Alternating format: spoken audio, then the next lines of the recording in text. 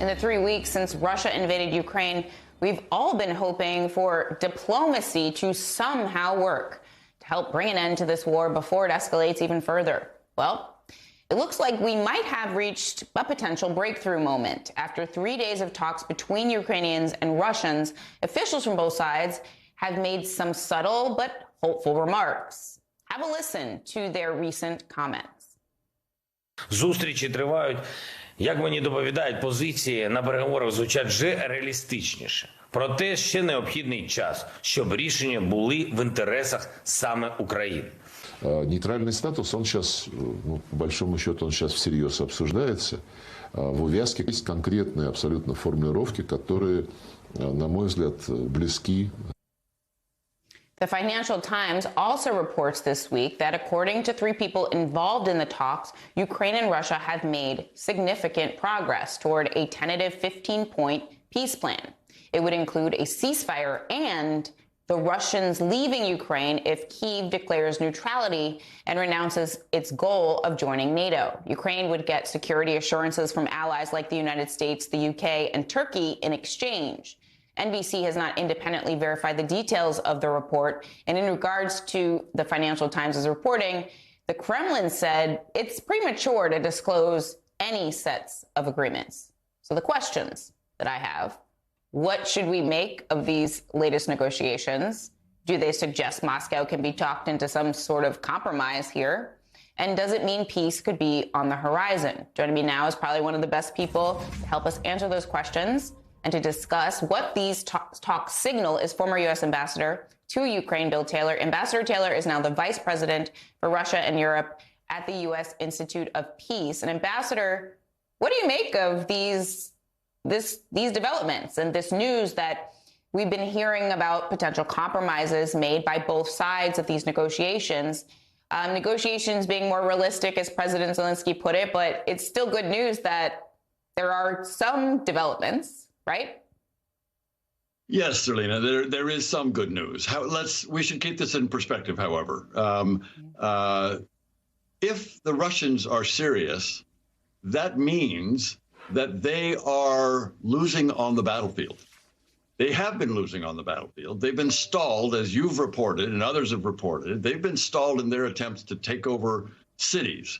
You've reported that they are just brutal, horrific in Mariupol. That you just interviewed that MP. They have taken only one city, Kherson. The others, they are not doing well at all. So they may, if they're losing on the battlefield or they're stalled or they're not getting where they wanted to, then they may look for a negotiation. If they're doing great, continue. Yeah, thank you, Jelena. So it's good, as you have said, that two sides are talking. It's good that they're talking about some specific issues, but it's not serious until Mr. Putin decides that he's ready to call it quits. He's ready to back off. He's ready to withdraw, like might be in these discussions that they're having. That's the key. So we're not there yet by any means, Zerlina. It's a helpful reality check. And one of the questions I had as a follow-up is, I've been reading a lot about the Ukrainian spirit, about the fact that the fierce resistance they're putting on is Ukrainian specific, right? They have a lot of heart, I guess is one way to frame it. Can you talk about that? Because you said that Russia may see their progress in the last couple of weeks as, oh, maybe we might not win this thing. Maybe we'll open the door for some conversations. But the Ukrainian people are not giving up. That's become very clear. I mean, help us understand where they get that heart from. It's a great question, and you're exactly right. They have heart. The Ukrainian people, that MP was great when he was describing how they are fighting back. Zerlina, in the Ukrainian history, and he referred to this obliquely, just in Ukrainian history, back in the 1930s, the Soviets under Joseph Stalin intentionally starved 3 to 4 million Ukrainians. That was an intentional famine. They call it the Holodomor. So they know about starvation. Their grandparents told them stories. They are a strong people who have been through horrible times, and they know what it's like to be under Russia or Soviet Union, and they don't want to be there. So they've got grit, Zerlina. They've got intention, determination, will, heart. Exactly what you said. They are going to fight, and if it's over soon, if they can push the Russians back out quickly, and the Russian military kind of crumbles, that's great. If it takes a longer time, they will continue to fight. They will not give up. What is your response and reaction to President Zelensky's speech today? I mean, I found it quite compelling. Michael Beschloss, the NBC historian, compared it to Churchill. There are a lot of historical comparisons. It did feel, though, like we were watching history in real time today. You're exactly right. You're exactly right. We will remember. Americans will remember this, and I'm so glad that we all got to see it. We'll remember how passionate, how determined, how brave. I mean, here President Zelensky is in Kyiv. He is nearly surrounded. There are a lot of Russian troops around there trying to get at him, and he's staying there. He will not leave, and that shows a lot of bravery. That shows leadership. The Ukrainian people are recognizing that leadership. They are 100%, 92% with him. It is clear he is the leader that they are following. So this was a great opportunity for us, for Americans, to see him. I had the opportunity to see him when I was the ambassador there. I had the opportunity to see him a month and a half ago in his office before the invasion. I have a very good feeling for him and his determination, his leadership, his charisma.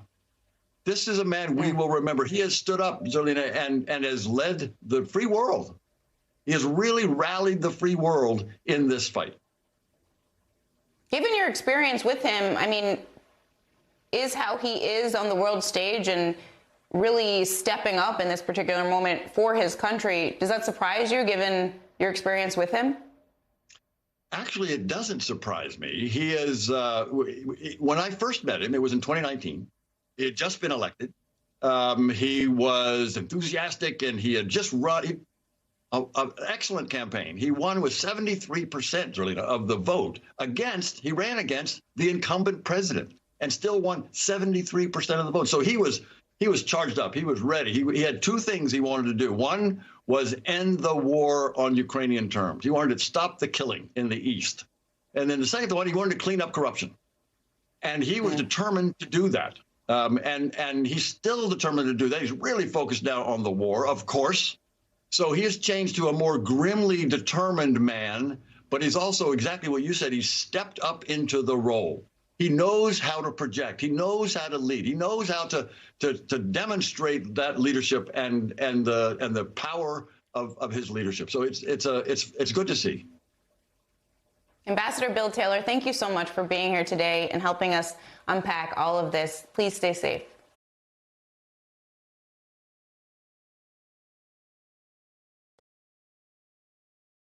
Hi, I'm Zerlina Maxwell. Thanks for checking out our channel on YouTube. You can see more from Zerlina by clicking any of the videos on this screen, and make sure you subscribe below to stay up to date on the day's biggest stories. Thanks for watching.